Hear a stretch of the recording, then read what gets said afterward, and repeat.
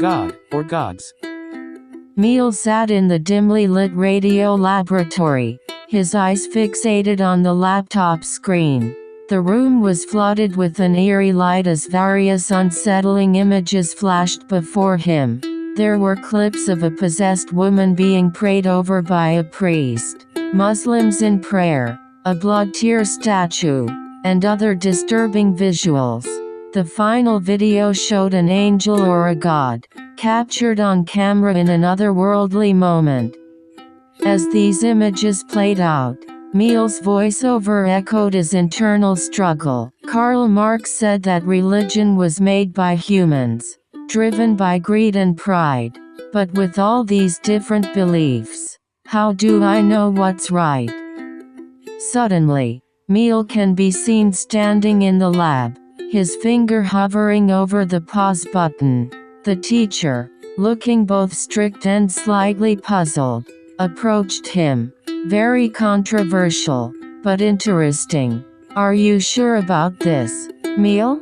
This concept is elusive, something you can't really see. Emil nodded slowly. Yes, ma'am. With a sigh and a forced smile, the teacher approved his project. I trust you. This is approved. Remember, tomorrow's submission is your last chance. As the teacher gathered her things and left, Emil remained behind, staring at the screen before closing his laptop. Emil then moved through the busy hallways and stepped out into the bustling streets. He navigated through the crowd, heading toward a church with determination. At the church, Emil interviewed people, capturing their answers about their beliefs. One woman's eerie response stuck with him. When God created humans, he said, "Let us be." This shows that God is more than one. If there is a Father God, there is also a Mother God. That night, Emil sat alone in his boarding house room, his phone playing the disturbing video. The unsettling smile of a girl froze on the screen as the doorknob began to turn. Emil's heart raced as he grabbed scissors from his desk. Surrounded by family photos and newspaper clippings about a missing man and a woman found bruised. He listened intently to the silence, then cautiously opened the door. To his relief, no one was there, but as he turned to close the door, he noticed black footprints leading into his room. His heart sank when he saw a man resembling his father sitting on the floor, smiling at a shattered picture frame. Emil's terror intensified when the video on his phone started playing on its own. The girl's voice echoed ominously, and the man picked up a piece of glass, advancing toward Emil. The chase began. Emil sprinted through the night, the video's voices filling his ears. A boy's voice claimed that Jesus Christ was not God but the Son of a true God. A woman's voice pondered the existence of God, and a man's voice spoke of Hindu gods and their consequences. In his frantic state, Emil hid behind a car, only to see the feet of someone lurking beneath. The video blared louder, chanting about sacrifices needed for God.